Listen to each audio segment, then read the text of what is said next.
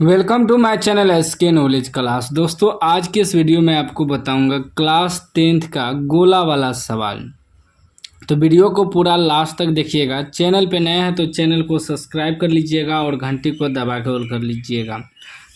देखिए सवाल कर रहा है कि क्रमशः 6 सेमी, 8 सेमी और 10 सेमी त्रिज्याओं वाले धातु के 3 ठोस गोलों को पिघलाकर एक एकल ठोस गोला बनाया जाता है। इस गोले की त्रिज्या ज्ञात करें। कह रहा है कि 3 गो छोटा छोटा गोला है। ये तीनों गोला पिघलाकर, ठीक ना, तीनों गोला को पिघलाकर एक बड़ा गोला बनाया जाता है। तो ये तीनों गोला का त्रिज्या हमें दिया है, ठीक। तब कह रहा है ये बड़ा गोले का त्रिज्या ज्ञात करने, ठीक ना। तो देखिए इसमें 4 गोला हो गया, 3 गो का त्रिज्या दिया है तो त्रिज्या आपका ये हो गया, ठीक ना।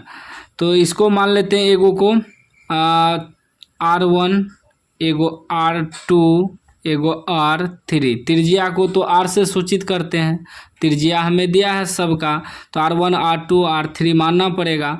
अब बड़ा गोला का त्रिज्या जो है इसे बड़ी R मान लेते हैं, ठीक ना।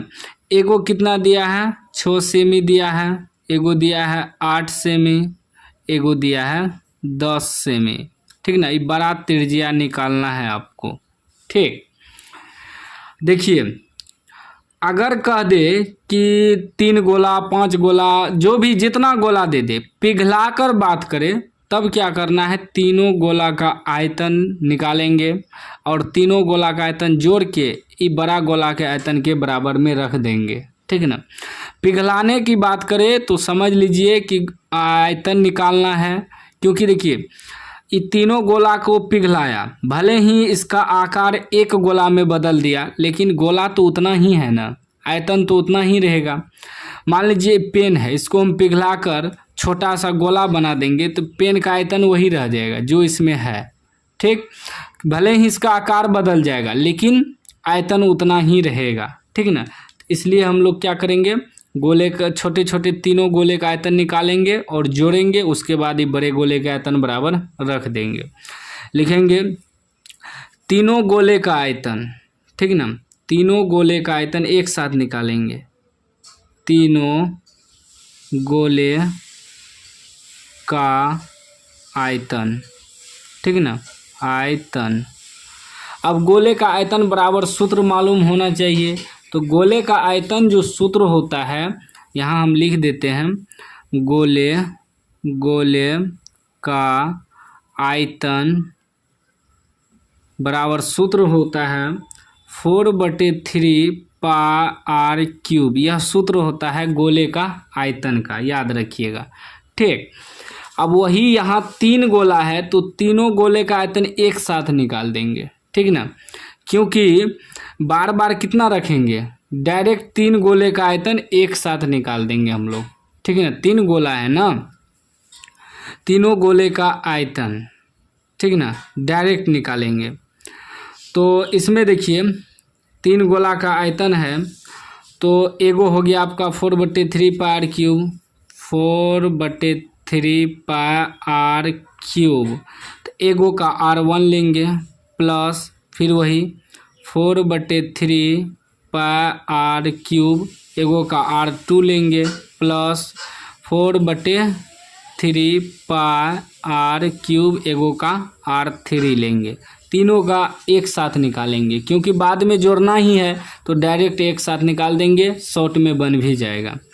तो अब देखिए 4/3 π सब में मिल रहा है तो कॉमन ले लेंगे, 4/3 π, ठीक ना, कॉमन ले लेंगे, बचेगा R1 का क्यूब, ठीक ना।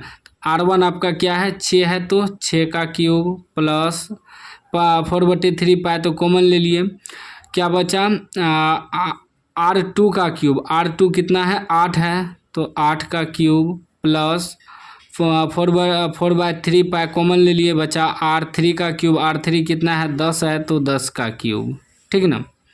अब इसको हल करते चलेंगे हम लोग, तो ये हो जाएगा 4/3 π 6 का क्यूब।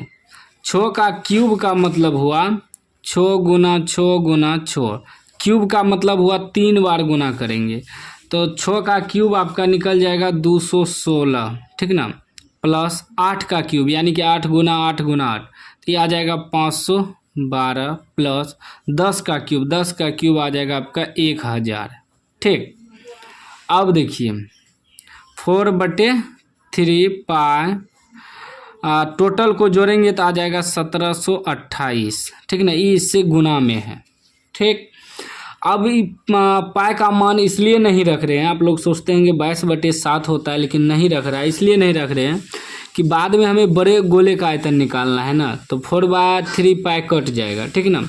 अब लिखेंगे ये तीनों गोले का आयतन जोड़ के कितना निकल गया, इतना निकल गया, ठीक ना। cm क्यूब लगेगा इसमें, cm में दिया है तो cm क्यूब, क्योंकि आयतन जब भी होता है क्यूब में होता है। अब इसी गोले को पिघलाकर एक बड़ा गोला बनाया, तो ये आयतन तो सेम रहेगा, तो यानी कि लिखेंगे बड़े गोले का आयतन बराबर, बड़े गोले का आयतन जो है ये तीनों गोले का आयतन के बराबर हो जाएगा, क्योंकि इसी को पिघलाया है। तो तीनों गोले का आयतन कितना निकला, 4/3 पाई, कितना ब्रैकेट में निकला 1728, ठीक ना।